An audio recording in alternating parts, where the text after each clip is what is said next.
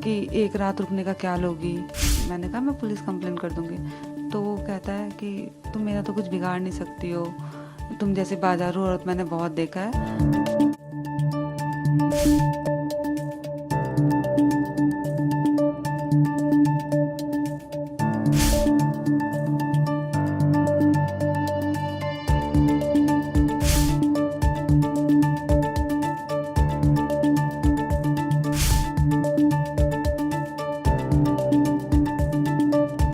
तो कहता है एक मतलब फिर उसने वापस बात अपना हो गया कि एक रात रुकने का क्या लोगी। मैंने कहा मैं पुलिस कंप्लेन कर दूंगी। तो वो कहता है कि तुम मेरा तो कुछ बिगाड़ नहीं सकती हो, तुम जैसे बाजारू औरत मैंने बहुत देखा है।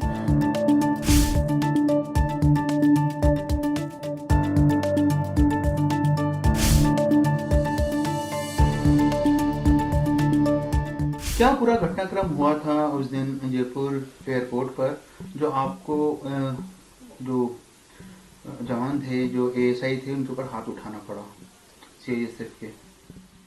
सर रोज़ सुबह 4:30 बजे, मतलब रोज़ मैं वही काम करती हूँ।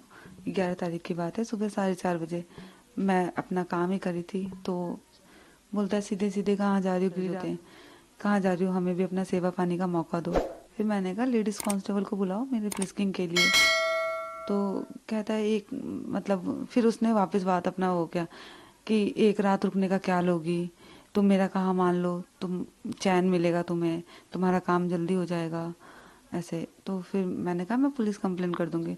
तो वो कहता है कि तुम मेरा तो कुछ बिगाड़ नहीं सकती हो, तुम जैसे बाजारू औरत मैंने बहुत देखा है, तुम्हारी नौकरी निकलवा दूंगा, तुम्हें भीख मांगने का हो जाएगा अगर तुम मेरा कहानी मानोगी। मामला आपने दर्ज कराया, उसके पहले इन्होंने भी मामला दर्ज कराया? उन्होंने पहले दर्ज करवाया। जी, फिर आपने दर्ज कराया। हाँ। तो मतलब ये जो तमाम आरोप आपने लगाए, हालांकि कल आपको जमानत भी मिली, जांच तो जांच का विषय है, आगे भी कोई कंप्लेन करी पुलिस के अलावा? पुलिस के अलावा कहीं कंप्लेन नहीं किया है मैंने। आप चूंकि जिस कंपनी में काम करते हैं वो कंपनी भी आपके साथ है, ये जो घटनाक्रम है पहली बार कितनी लंबी आपकी सर्विस हो गई यहाँ पर? मुझे स्पाइसजेट में 5 साल कंप्लीट होने वाला है, दिसंबर में मेरा पूरा 5 साल हो जाएगा। और मैंने काफ़ी अलग अलग एयरपोर्ट में भी काम किया है, और मैं भी सिक्योरिटी डिपार्टमेंट से हूँ। मुझे अच्छे से रूल रेगुलेशंस क्या है मुझे सब पता है कि एक एयरपोर्ट में कैसे क्या काम करना है। तो उनका ये स्टेटमेंट है कि मैं ज़बरदस्ती कर रही हूँ अंदर जाने के लिए, और मेरे पास वो वैलिड कार्ड भी नहीं है। जो एईपी होता है, हमारा जो एयरपोर्ट एंट्री परमिट कार्ड होता है, वो ब्यूरो ऑफ सिविल एविएशन से जो अथॉरिटी मिलता है उसके थ्रू हमें वो एईपी मिलता है कि आप एप्लीकेबल हो अंदर जाने के लिए। तो उनका ये भी स्टेटमेंट है कि मैंने गलत एईपी दिखाया और मैं बहस कर रही हूँ। तो गलत एईपी होगा तो मुझे वहाँ पे मैं काम ही क्यों करूँगी? मैं भी तो एक सिक्योरिटी डिपार्टमेंट से हूँ। मेरा जो पोस्ट है स्पाइसजेट में सीनियर सिक्योरिटी एग्जीक्यूटिव है।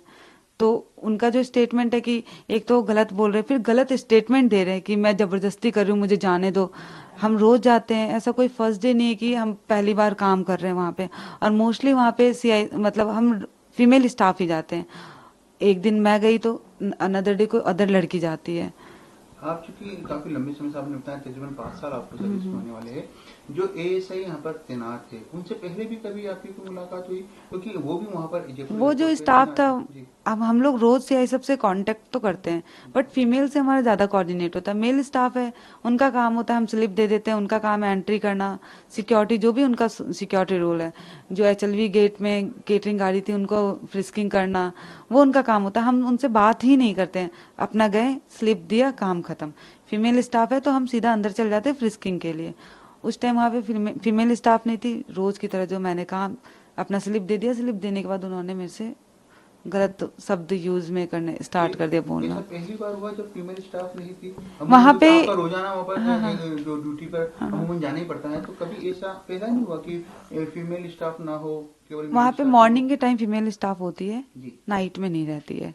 और वो रोज ऐसा ही होता है कि हम केटरिंग गाड़ी लेकर जाते हैं, उनको स्लिप देते हैं और हम डिपार्चर हॉल पे चल जाते हैं। उधर फीमेल स्टाफ कभी